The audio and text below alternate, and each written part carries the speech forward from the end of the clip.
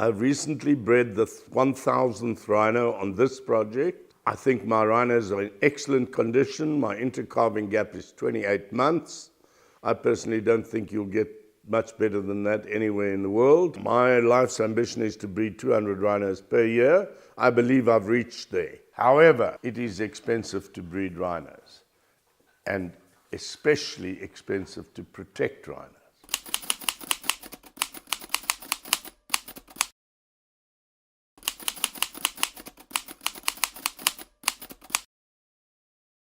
But so far, even though I won the court case a year ago, finally, out of the Constitutional Court, the minister has very effectively blocked me from selling any rhino horn so far.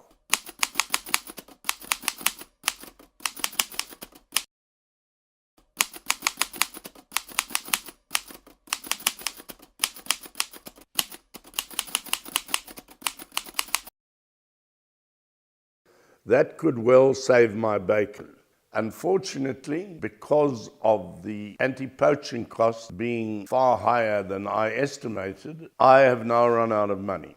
I have used up all of my wealth and my insurance policy. And around about July or August this year, I will hit day zero and I will simply not have the money to run this project. I will breed 200 rhinos this year, but I will lose about 60 to natural mortality. So I'll have a net of about 130, 140, maybe 145 if I'm lucky.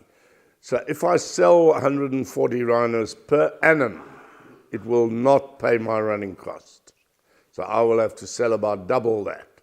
Well, do your arithmetic. In 10 years' time, my project will be dead. The same if I take away the anti-poaching expenditure. The poachers will have a field day, and I also believe that in 10 years' time, my project will be dead.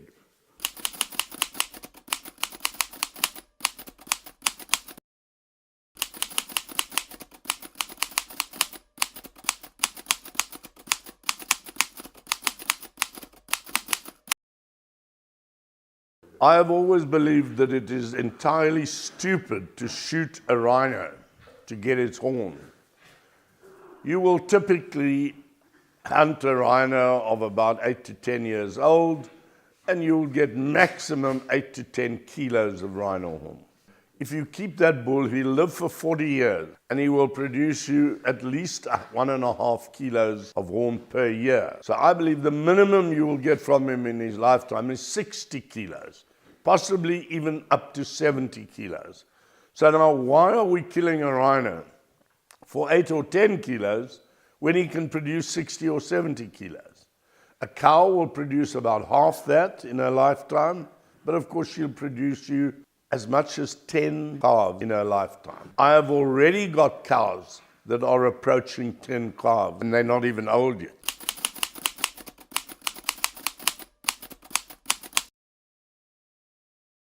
If you had an instant recipe and you could reduce demand to zero overnight, I would be the happiest man in the world, because if there was zero demand for rhino horn, then my rhino horn would be worth zero.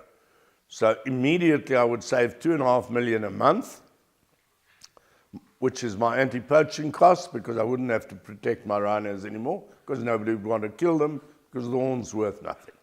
So if you could do that, that would be wonderful. And I could go on breeding rhinos ad infinitum. If you reduce demand to zero, you would also find that many more people want to buy your rhinos, which is not the case now.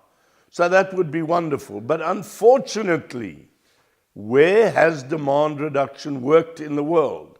Did we not learn from alcohol and the American ban? So I don't believe it will work. So I appeal to the people who are punting demand reduction not to kill my rhinos while they are going for their demand reduction.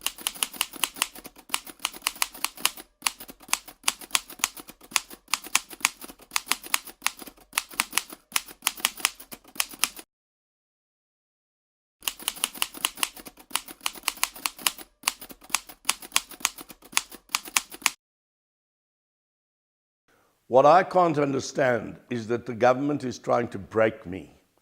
They are doing everything that will break this project and make it a failure, instead of using it provincially and nationally to show the world what a success this is in breeding and protecting rhino. The government could do it so easily. We could spread this recipe and it could save the rhino.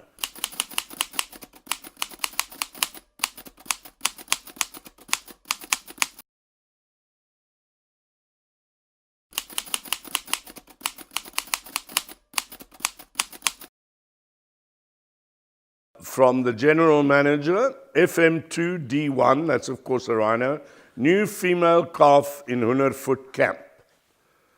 Also from Claudia, Camp 11, KT3, notch 3, new female calf.